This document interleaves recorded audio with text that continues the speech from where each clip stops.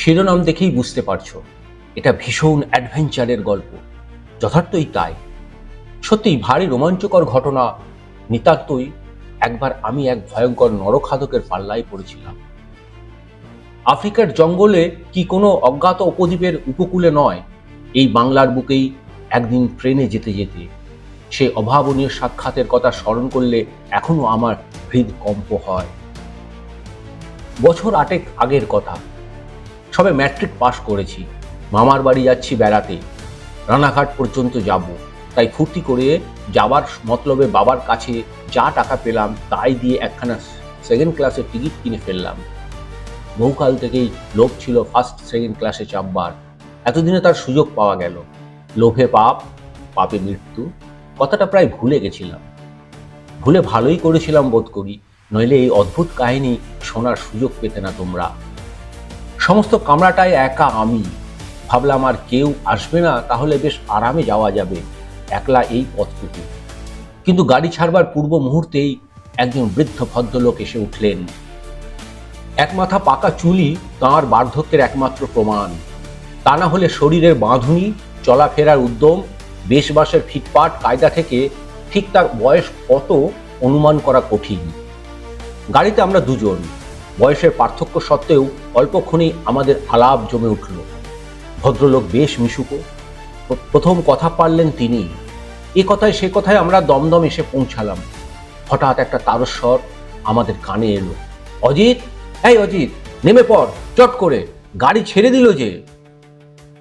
সহসা ভদ্রলোকের সারা মুখ চোখ অস্বাভাবিক উজ্জ্বল হয়ে উঠল। জানালা দিয়ে মুখ বাড়িয়ে তুরিত দৃষ্টিতে সমস্ত প্ল্যাটফর্মটা একবার তিনি দেখে নিলেন। দীর্ঘশ্বাস ফেলে বললেন, না, সে অজিতের কাজ দিয়েও যায় না। কিছু বুঝতে না পেরে আমি বিস্ময় হতবাক হয়েছিলাম। ভদ্রলোক বললেন, অজিত নামটা শুনে একটা পুরনো কথা মনে পড়ে গেল আমার। কিছু না, এ অজিত সে অজিতের কোড়ে আঙুলেরও যোগ্য নয়। এমনি খাসা ছিল সে অজিত, অমন মিষ্টি মানুষ আমি জীবনে দেখিনি। শুনবে তুমি তার কথা? আমি ঘাড় নাড়তে তিনি বললেন, গল্পের মাঝপথে বাধা দিও না কিন্তু। গল্প বলছি বটে, কিন্তু এর প্রত্যেকটা বর্ণ সত্য। শোনো তবে। জিভ দিয়ে ঠোঁটটা একবার চেটে নিয়ে তিনি শুরু করলেন, বছর 50 কি তার বেশিই হবে। তখন উত্তর বর্মায় যাওয়া খুব বিপদের ছিল। চারিধারে জঙ্গল আর পাহাড়। জঙ্গল কেটে তখন সবে নতুন রেল লাইন খুলেছে। সেই অঞ্চলে অনেকখানি জায়গা জুড়ে মাঝে মাঝে এমন ধসে যেত যে গাড়ি চলাচল বন্ধ হয়ে যেত একেবারে। তার ওপরে পাহাড়, ঝড়, অরণ্য, দাবানল হলে তো কথাই না। রেঙ্গুন থেকে সাহায্য এসে পৌঁছতে লাগতো অনেক দিন। এর মধ্যে যাত্রীদের যে কি দুরবস্থা হতো তা কেবল কল্পনাই যেতে পারে। তখনকার উত্তর বর্মা ছিল এখনকার চেয়ে বেশি ঠান্ডা। রীতিমতো বরফ পড়ত। সময় সময় চারিধারে সাদা বরফের স্তূপ জমে যেত। এখন তো মগের মুলুকের প্রকৃতি অনেক নম্র হয়ে এসেছে, তার ব্যবহারও এখন ঢের ভদ্র। সেই সময়কার ব্রহ্মদেশের মেজাজ ভাবলে শরীর শিউরে ওঠে। সেই সময় একবার এক ভয়ানক বিপাকে আমি পড়েছিলাম, আমি এবং আরো 18 জন। আমরা উত্তর বর্মায় যাচ্ছিলাম। আমরা 19 জন ছিলাম সমস্ত গাড়ির যাত্রী। 19 জনই বাঙালি। প্রথম রেল লাইন খুলেছিল, কিন্তু দুর্ঘটনার ভয়ে সেখানকার আদিবাসীরা কেউ রেলগাড়ি চাপত না। ভয় ভাঙাবার জন্য রেল কোম্পানি প্রথম প্রথম বিনা টিকিটে গাড়ি চাপবার লোভ দেখাতেন। বিনা পয়সার লোভে নয়, অ্যাডভেঞ্চারের লোভে রেঙ্গুনের 19 জন বাঙালি তো আমরা বেরিয়ে পড়লাম। সহযাত্রী মোটে এই কজন, কাজে আমাদের পরস্পরের মধ্যে আলাপ পরিচয় হতে দেরি হলো না। কোনখানে যে সেই ভয়াবহ পাহাড়ের ঝড় নামলো আমার ঠিক মনে পড়ে না এখন। তবে রেলপথের প্রায় প্রান্ত সীমায় এসে পড়েছি। ওহ, সে কি ঝড়! সেই দুর্দান্ত ঝড় ঠেলে একটু একটু করে এগোচ্ছিল আমাদের গাড়ি। অবশেষে একেবারেই থেমে গেল। সামনের রেল লাইন ছোট বড় পাথরের টুকরোয় ছেয়ে গেছে। সেই সব চাঙর না সরিয়ে গাড়ি চালানোই অসম্ভব। অতএব পিছন ছাড়া উপায় নেই। অনেকক্ষণ ধরে 1 মাইল আমরা পিছলাম। এত আস্তে গাড়ি চলছিল আর থামছিল যে মানুষ হেঁটে গেলে তার চেয়ে বেশি যায়। কিছু পিছিয়ে কি রেহাই আছে? একটু পরেই জানা গেল যে পেছনে অনেকখানি জায়গা জুড়ে ধস নেমেছে। ঘণ্টাখানেক আগে যে রেলপথ কাঁপিয়ে আমাদের গাড়ি ছুটেছে, এখন কোথাও তার চিহ্নই নেই। অতএব আবার এগুতে হলো। যেখানে যেখানে পাথরের টুকরো জমেছে আমরা সব নেমে লাইন পরিষ্কার করব ঠিক হলো। তাছাড়া আর কি উপায় বলো? কিন্তু সেদিকেও ছিল অদৃষ্টের পরিহাস। কিছু দূর এগিয়েই ঝড়ের প্রবল ঝাপটায় ট্রেন ডিরেলেট হয়ে গেল। লাইন থেকে পাথর তোলা আরেক কথা, 5-10 জন মিলে অনেক ধরাধরি করলে এক একটা পাথরের চাঙড় যে না সরানো যায় তা নয়, কিন্তু সবাই মিলে বহু ধস্তাধস্তি করলেও গাড়িকে লাইনে তোলা দূরে থাক, 1 ইঞ্চিও তো নড়ানো যায় না। এমনকি আমরা 19 জন মিলেও যদি কোমর বেঁধে লাগি, তাহলেও তার একটা কামড়াও লাইনে তুলতে পারবো কিনা সন্দেহ। তারপরে ওই লম্বা চওড়া ইঞ্জিন, ওকে তুলতে হলেই তো চক্ষু স্থির। ওটা কত মন কে জানে। আমরা ইঞ্জিনের দিকে একবার দিকপাত করে হতাশ হয়ে হাল ছেড়ে দিলাম। পেছনের অবস্থা তো দেখেই আসা গেল, সামনেও যদি তাই ঘটে থাকে তাহলেই তো চক্ষু স্থির। কেননা যেদিক থেকেই হোক রেলপথ তৈরি করে সাহায্য এসে পৌঁছতে কদিন লাগবে কে জানে। চারিধারে শুধু পাহাড় আর জঙ্গল। 100 মাইলের ভেতরে মানুষের বাসভূমি আছে কিনা সন্দেহ। ইতিমধ্যে আমাদের সঙ্গের যা খাবার দাবার তা তো এক নিঃশ্বাসেই নিঃশেষ হবে। তারপর যদি আরো 2 দিন এইভাবে থাকতে হয়, আরো 2 সপ্তাহ কিংবা আরো 2 মাস, ভাবতেও বুকের রক্ত জমে যায়। পরের কথা তো পরে, এখন কি করে রক্ষা পায়? যে প্রবল ঝড় গাড়ি সমেত উড়িয়ে না নিয়ে যায় তো বাঁচি। মাঝে মাঝে যা একটা ঝাপটা দিচ্ছিল, উড়িয়ে না নিক, গাড়িকে কাত কিংবা চিৎপাত করার পক্ষে তাই যথেষ্ট। নিজের রুচি মতো দুর্গা নাম, রাম নাম কিংবা ত্রৈলঙ্গ স্বামীর নাম জপতে শুরু করলাম আমরা। সে রাত তো কাটলো কোনো রকমে। ঝড়ও থেমে গেল ভোরের দিকটায়, কিন্তু ভোর হবার সঙ্গে সঙ্গে খিদেও জোর হয়ে উঠল। বর্মার হাওয়ায় খুব খিদে হয় শুনেছিলাম, প্রথম দিনেই সেটা টের পাওয়া গেল। খিদের বিশেষ অপরাধ ছিল না যে হাওয়াটা কাল আমাদের উপর দিয়ে বয়ে গেছে, কিন্তু না, কারুর টিফিন ক্যারিয়ারে কিচ্ছু নেই। যার যা কিছু ছিল কাল রাত্রে চেটে পুটে সাবার করেছে, কেবল অ্যালুমিনিয়াম প্লেটগুলো পড়ে রয়েছে। আমাদের উদরের মতো শোচনীয় অবস্থা, একদম ফাঁকা। সমস্ত দিন যে কি অস্বস্তিতে কাটলো কি বলবো। রাত্রে কষ্টকল্পিত নিদ্রার মধ্যে তবু কিছু শান্তির সন্ধান পাওয়া গেল। বড় বড় খোঁজের স্বপ্ন দেখলাম। দ্বিতীয় দিন যা অবস্থা দাঁড়ালো তার আর কর্তব্য নয়। সমস্ত সময় গল্পগুজব করে, বাজে বকে, উচ্চাঙ্গের গবেষণার ভান করে খিদের তাড়নাটা ভুলে থাকবার চেষ্টা করলাম। গোফে চাঁড়া দিয়ে খিদের চড়াটা দমিয়ে দিতে চাইলাম। তারপর এলো তৃতীয় দিন। সেদিন আর কথা বলারই উৎসাহ নেই কারো। রেলগাড়ির চারিদিকে ঘুরে আনাচে কানাচে লক্ষ্য করে অসম্ভব আর্যের অস্তিত্ব পরিকল্পনায় সেদিনটা কাটলো। চতুর্থ দিন আমাদের নড়াচড়ার স্পৃহা লোপ পেল। সবাই এক এক কোণে বসে দারুণভাবে মাথা ঘামাতে লাগলাম। তারপর পঞ্চম দিন, না, এবার প্রকাশ করতেই হবে, কথাটা আর চেপে রাখা চলে না। কাল সকাল থেকেই কথাটা আমাদের মনে উঁকি মারছিল। বিকেল নাগাদ কায়েম হয়ে বসেছিল। এখন প্রত্যেকের জিভের গড়ায় এসে অপেক্ষা করছে সেই মারাত্মক কথাটা বোমার মতো এই ফাটলো বলে। বিবর্ণ রোগা বিশ্রী বিশ্বনাথ বাবু উঠে দাঁড়ালেন, বক্তৃতার কায়দায় শুরু করলেন। সমবেত ভদ্র মহোদয়গণ, কি কথা যে আসছে আমরা সকলেই তা অনুমান করতে পারলাম। 19 জোড়া চোখের ক্ষুধিত দৃষ্টি এক মুহূর্তে যেন বদলে গেল। অপূর্ব সম্ভাবনার প্রত্যাশায় সবাই উদ্গ্রীব। বিশ্বনাথ বাবু বলে, ভদ্র মহোদয়গণ, আর বিলম্ব করা চলে না। অহেতুক লজ্জা, সংকোচ বা সৌজন্যের অবকাশ আর নেই। সময় খুব সংক্ষিপ্ত।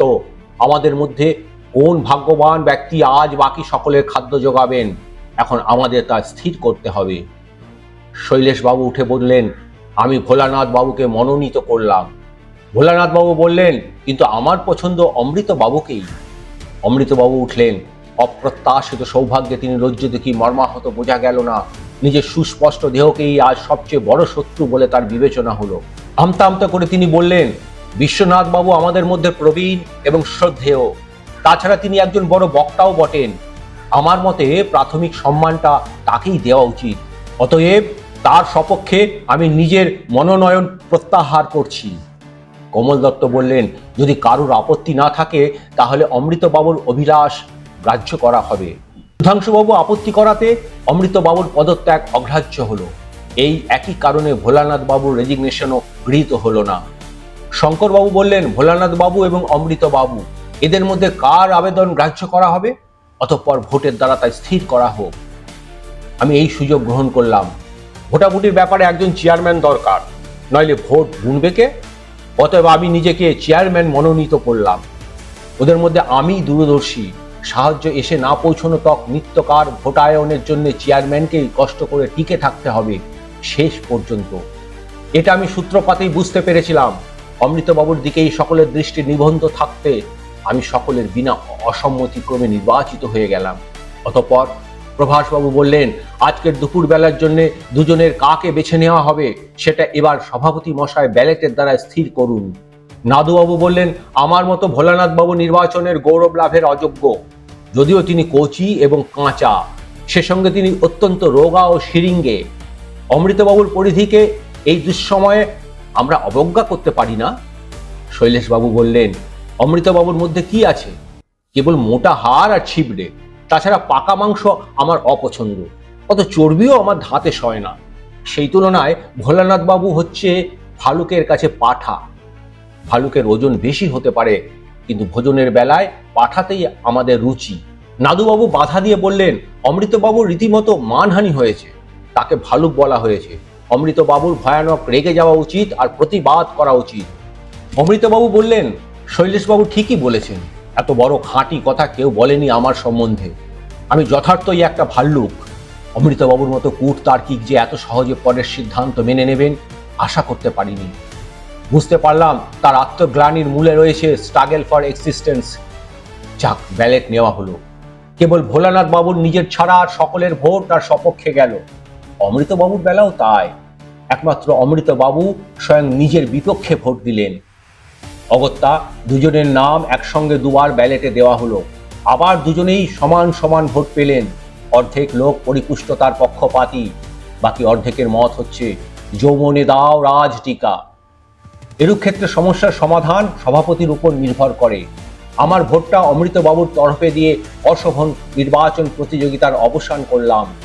বাহুল্য, এতদিনের একাদশীর পর অমৃতে আমার বিশেষ অরুচি ছিল না। ভোলানাথ বাবু পরাজয়ে তার বন্ধুদের মধ্যে বিশেষ অসন্তোষ দেখা গেল। তারা নতুন ব্যালট দাবি করে বসলেন, কিন্তু রান্নাবান্না জোগাড়ের জন্য মহা সমারোহে সভা ভঙ্গ হয়ে যাওয়ায় ভোলানাথ বাবুকে বাধ্য হয়ে স্থগিত রাখতে হলো। তাঁর পৃষ্ঠপোষকরা নোটিশ দিয়ে রাখলেন, পরদিনে নির্বাচনে তারা পুনরায় ভোলানাথ বাবুর নাম তুলবেন। কালও যদি যোগ্যতম ব্যক্তির অগ্রাহ্য করা হয় তাহলে তাঁরা সবাই একযোগে হাঙ্গার স্ট্রাইক করবেন বলে শাসালেন। কয়েক মুহূর্তেই কি পরিবর্তন! 5 দিন নিরাহারের পর চমৎকার ভোজের প্রত্যাশায় প্রত্যেকের জিভি যখন লালায়িত হয়ে উঠেছে, 1 ঘন্টার মধ্যে আমরা যেমন আশ্চর্য রকম বদলে গেলাম। কিছুক্ষণ আগে আমরা ছিলাম আশাহীন, ভাষাহীন, খিদের তাড়নায় উন্মাদ, অর্ধমৃত। আর তখন আমাদের মনে আশা, চোখে দীপ্তি, অন্তরে এই কথাটা তুলতে যদি চলে তো তুলবেন না, ভালোবাসা। এমন প্রগাঢ় প্রেম যা মানুষের প্রতি মানুষ কদাচই অনুভব করে। এমন একটা অপূর্ব পুলক যা ভাষায় প্রকাশ করা যায় না। অর্ধ মুমূর্ষতা থেকে একেবারে নতুন জীবন। শপথ করে বলতে পারি, তেমন অনির্বচনীয় অনুভূতির আস্বাদ জীবনে আমি পাইনি। অমৃতকে আমি আন্তরিক পছন্দ করেছিলাম। সত্যিই ভালো লেগেছিল ওকে আমার। স্থূল মাংসল বপু, যদিও কিছু অতিরিক্ত রোমশ, তবু ওকে দেখলেই চিত্ত আশ্বস্ত হয়, মন কেমন খুশি হয়ে ওঠে। ভোলানাথ তো মন্দ নন অবশ্য, যদিও একটু রোগা, তবু উঁচু দরের জিনিস তাতে সন্দেহ নেই। তবে পুষ্টিকারিতা এবং উপকারিতার দিক থেকে বিবেচনা করলে অমৃতর দাবি সর্বপ্রথম। অবশ্য ভোলানাথের উৎকৃষ্টতার সপক্ষেও অনেক কিছু বলবার আছে, তা আমি অস্বীকার করবার চেষ্টা করব না। তবু মধ্যাহ্ন ভোজনের পাতায় করবার যোগ্যতা ওর ছিল না। বড় জোর বিকেলের জলখাবার হিসেবে ওকে ধরা যেতে পারে। দীর্ঘ উপবাসের পর প্রথম দিনের আহারটা একটু গুরুতরই হয়ে গেল। অমৃত এতটা গুরুপাক হবে আমরা ভাবিনি। বাইরে থাকতে যিনি আমাদের হৃদয়ে এতটা আবেগ সঞ্চার করেছিলেন, ভিতরে গিয়ে যথেষ্টই বেগ দিলেন। সমস্ত দিন আমরা অমৃতের সেঁকুর তুললাম। সকলেরই পেট এবং সঙ্গে মন খারাপ থাকায় পরদিন লঘুপথ্যের ব্যবস্থায় সঙ্গত স্থির হলো। অতএব কচি ও কাঁচা ভোলানাথ বাবুকে জল যোগ করেই সেদিন নিরস্ত হলাম। তারপর দিন আমরা অজিতকে নির্বাচিত করলাম। ওরকম সুস্বাদু কিছু আর কখনো আমরা খাইনি জীবনে। সত্যিই ভারী উপাদেয়। তার বউকে পরে চিঠি লিখে আমি সে কথা জানিয়েছি। এক মুখে তার প্রশংসা করে শেষ করা যায় না। দিন ওকে আমার মনে থাকবে। দেখতেও যেমন সুশ্রী, তেমনি মার্জিত রুচি, তেমনি 4টে ভাষায় ওর দখল ছিল। বাংলা তো বলতে পারতই, তাছাড়া ইংরেজি, হিন্দি এবং উড়োতেও অনর্গল তার খই ফুটত।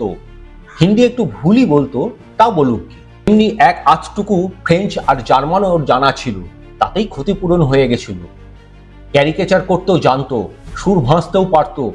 বেশ মজলিসি ওস্তাদ লোক, এক কথায় অমন সরেস জিনিস আর কখনো ভদ্রলোকের পাতে পড়েনি। খুব বেশি ছিবড়েও ছিল না, খুব চর্বিও নয়। ওর ঝোলটাও ভারী খাসা হয়েছিল, এখনো যেন সে আমার জিভে লেগে রয়েছে। তারপর দিন বিশ্বনাথ বাবুকে আমরা আত্মসাৎ করলাম। বুড়োটা যেমন ভূতের মতো কালো, তেমনি ফাঁকিবাজ, কিছু তার গায়ে রাখেনি, যাকে বলে আমরা আঁটি আর চামড়া। পাতে বসেই আমি ঘোষণা করতে বাধ্য হলাম, বন্ধুগণ, আপনাদের যা খুশি করতে পারেন, আবার নির্বাচন না হওয়া পর্যন্ত আমি হাত গুটলুম। শৈলেশ বাবু আমার পথে এলেন, বললেন, আমার ওই মত, ততক্ষণ আমি অপেক্ষা করব। অজিতকে সেবা করার পর থেকে আমাদের অন্তর যে আত্মপ্রসাদের ফাল্গুধারা অগচরে বইছিল, তাকে ক্ষুণ্ণ করতে ইচ্ছে ছিল না। কাজে আবার ভোট নেওয়া শুরু হলো। এবার সৌভাগ্যক্রমে শৈলেশ বাবুই নির্বাচিত হলেন। তার এবং আমাদের উভয়েরই সৌভাগ্য বলতে হবে, কেননা কেবল রসিক লোক বলেই তাকে জানতাম, সরস লোক বলেও জানলাম তাকে। তোমাদের বিশ্বকবির ভাষায় বলতে গেলে তার যে পরিচয় কাছে অজ্ঞাত ছিল, সেই নতুন পরিচয়ে তিনি আমাদের অন্তলগ্ন হলেন।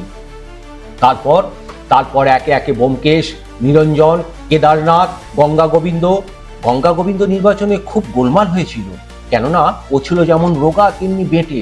তারপর নিতাই থোকদারের এক পা ছিল কাঠের, একটা থোক ক্ষতি। সুস্বাদুতার দিক থেকে সে মন্দ ছিল না। নেহাত অবশেষে এক বেটা ভাগ্যবৎ সঙ্গী হিসেবে সে মোটেই বাঞ্ছনীয় ছিল না, খাদ্য হিসেবেও তাই। তবে রিলিফ এসে পৌঁছবার আগেই যে তাকে খতম করতে পারা গেছিল, এটাই সুখের বিষয়। নিতান্তই একটা আপদ চুকানো দায়, আর কি। রুদ্ধ নিঃশ্বাসে আমি ভদ্রলোকের কাহিনী শুনছিলাম। এতক্ষণে আমার বাক্যস্ফূর্তি হলো, তাহলে রিলিফ এসেছিল শেষে? হ্যাঁ, কবির ভাষায়, একদা সুপ্রভাতে সুন্দর সূর্যালোকে নির্বাচন সদ্য শেষ হয়েছে, আর রিলিফ ট্রেনও এসে পৌঁছেছিল। তা নইলে আজ আমাকে দেখবার সৌভাগ্য হতো না তোমার। এই যে বারাকপুর এসে পড়লো, এখানেই নামবো। বারাকপুরেই আমি থাকি, গঙ্গার ধারে। যদি কখনো সুবিধে হয়, একদিনের জন্য বেড়াতে এসো আমার ওখানে, ভারী খুশি হব। তাহলে তোমাকে দেখে আমার কেমন বাৎসল্য ভাব জাগছে। বেশ ভালো লাগলো তোমাকে, এমনকি অজিতকে যতটা ভালো লেগেছিল প্রায় ততখানি। এ কথা বললে মিথ্যা বলা হয় না। তুমিও খাসা ছেলে। আচ্ছা, আসি তাহলে। ভদ্রলোক বিদায় হলেন। এমন বিভ্রান্ত আর বিপর্যস্ত আমি কখনো হইনি। বৃদ্ধ চলে যাবার পর আমার আত্মা পুরুষ যেন হাঁপ ছেড়ে বাঁচল। তাঁর কণ্ঠস্বর মৃদু, মধুর, চাল চলন অত্যন্ত ভদ্র। কিন্তু হলে কি হবে, যখনই তিনি আমার দিকে তাকাচ্ছিলেন, আমার হাড় পাঁজরা পর্যন্ত কেঁপে উঠছিল। এরকম যেন ক্ষুধিত দৃষ্টি তার চোখে। বাবা! তারপর তার বিদায় বাণীতে যখন জানালেন যে তার মারাত্মক স্নেহ দৃষ্টি লাভের সৌভাগ্য আমার হয়েছে, এমনকি তাঁর মতে আমি অজিতের চেয়ে কোনো অংশেই কম নয়, তেমনি খাসা বোধ করি, তেমনি উপাদায়েও। তখন আমার বুকের কাঁপুনি পর্যন্ত বন্ধ হবার মতো হয়েছিল। তিনি যাবার আগে মাত্র একটি প্রশ্ন তাকে করতে পেরেছিলাম, শেষ পর্যন্ত আপনাকে ওরা নির্বাচন করেছিল, আপনি তো সভাপতি ছিলেন, তবে কি করে এটা হলো? শেষ পর্যন্ত আমিই বাকি ছিলাম কি না? এর দিন ভ্যাগাবন্ডার পালা গেছিল, আমি একাই সমস্তটা ওকে সাবার করেছিলাম। বলবো কি, পাহাড়ের যেমন আমার খিদে হতো, তেমনি হজম করবার ক্ষমতাও খুব বেড়ে গেছিল। হতভাগা লোফারটা শেষ পর্যন্ত টিকেই ছিল, তার কারণ অখাদ্য লোক বলে তাকে খাদ্য করতে সবার আপত্তি ছিল। কিন্তু খাবার জিনিসে অত গোড়ামি নেই আমার। উদরের ব্যাপারে আমি খুবই উদার। তাছাড়া এতদিনেও নির্বাচিত হবার সুযোগ না পেয়ে নিশ্চয়ই অত্যন্ত মনক্ষোভ জেগেছিল ওর। আমার আত্মমর্যাদা লাভ করে সে যে কৃতার্থ হয়েছে, এতে আমার সন্দেহ নেই। হ্যাঁ, তুমি কি জানতে চাচ্ছিলে কি করে আমার পালা হলো? পরদিন আবার নির্বাচনের সময় এলো। কেউ প্রতিদ্বন্দ্বিতা না করায় আমি যথারীত নির্বাচিত হয়ে গেলাম বিনা বাধায়। তারপর কারো আপত্তি না থাকায় আমি তৎক্ষণাৎ সেই সম্মানার্য পদ থেকে পদত্যাগ করলাম। আপত্তি করবার কেউ ছিল না তখন। ভাগ্যিস ঠিক সময় এসে পৌঁছেছিল ট্রেনটা। দুরূহ কর্তব্যের দায় থেকে রেহাই পেলাম আমি। নিজেকে আর গলা ধক্করণ করতে হলো না আমায়।